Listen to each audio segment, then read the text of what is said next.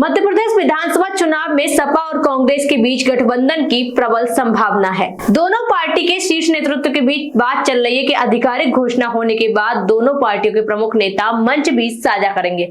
मध्य प्रदेश में 25 से 30 सीटों पर यादव मतदाता निर्णायक माने जाते हैं। हालांकि करीब 50 सीटों पर इनकी ठीक ठाक ही संख्या है। वहां मुस्लिमों का रुझान कांग्रेस के प्रति है, पर यादव मतदाताओं पर भाजपा की अच्छी पकड़ मानी जाती है। मध्य प्रदेश के मुख्य विपक्षी दल कांग्रेस ने पूरी ताकत के साथ चुनाव मैदान में उतरने की रणनीति बनाई है। इसके तहत वोट प्लस करने वाले अन्य दलों को साथ लाने की उनकी योजना है। यूं तो मध्य प्रदेश में सपा का कोई बड़ा जनाधार नहीं है, लेकिन यादव बहुल कई सीटों पर उसका सबसे पहले से ही अच्छा दखल रहा है। साल 2003 के विधानसभा चुनाव में सपा ने 7 सीटें जीती भी चुकी है। पिछले विधानसभा चुनाव में सपा ने बिजवावर सीट जीती थी, जबकि 5 सीटों पर दूसरे नंबर पर रही थी। सूत्रों के मुताबिक इन 6 सीटों के अलावा 4 अन्य सीटें सपा गठबंधन के तहत मांग रही हैं। 2018 के चुनाव में सपा ने कुछ सीटें पर अपना दांव खेला था। बेहतर प्रदर्शन सपा के रणनीतिकारों का मानना है।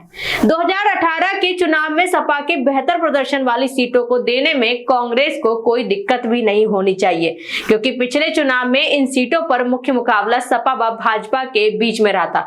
कांग्रेस आमने सामने की लड़ाई में भी नहीं थी। दोनों पार्टियों के प्रमुख नेता अब इस बार मंच भी साझा करेंगे। राज्य में सपा व कांग्रेस गठबंधन के पैरोकारों का कहना है कि दोनों पार्टियों के साथ आने पर अखिलेश यादव समेत सभी प्रमुख नेता मंच साझा करने से प्रचार करेंगे, तो यादव मतदाताओं को साथ लाने में मदद मिलेगी। इससे अंततः कांग्रेस को ही फायदा होगा। दूसरी ओर सपा राष्ट्रीय पार्टी का दर्जा पाने की ओर भी आगे बढ़ेगी। विपक्षी गठबंधन इंडिया की समन्वय समिति में सपा की ओर से सदस्य व राज्यसभा सांसद जावेद अली खान स्वीकार करते हैं कि मध्य प्रदेश के विधानसभा चुनाव में साझेदारी के लिए सपा और कांग्रेस के बीच बात चल रही है। अगर बातचीत नतीजे पर पहुंची तो यह दोनों दलों के लिए फायदेमंद होगा।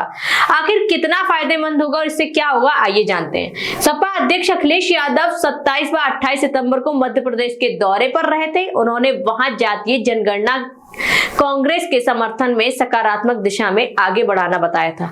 उन्होंने साथ ही आगे कहा कि जिसे कांग्रेस टिकट ना दे उससे सपा चुनाव लड़ा सकती है। राजनीतिक हलकों में इसे दबाव की राजनीति माना जा रहा है, ताकि कुछ खास हिस्सों में अपनी पकड़ दिखाते हुए यह भी एहसास करा दिया जाए कि गठबंधन पर बात ना बनने पर मध्य प्रदेश में सपा की किस हद तक जा सकती है। इसी रणनीति के तहत सपा अपनी 6 सीटों पर अपने उम्मीदवारों की घोषणा कर सकती है।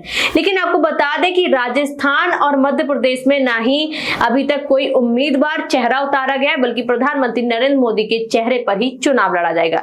इसके साथ ये भी कहा जा रहा है कि इन दोनों जगहों पर अगर प्रधानमंत्री नरेंद्र मोदी के चेहरे पर चुनाव लड़ा जाएगा तो हार का श्रेय किसको दिया जाएगा।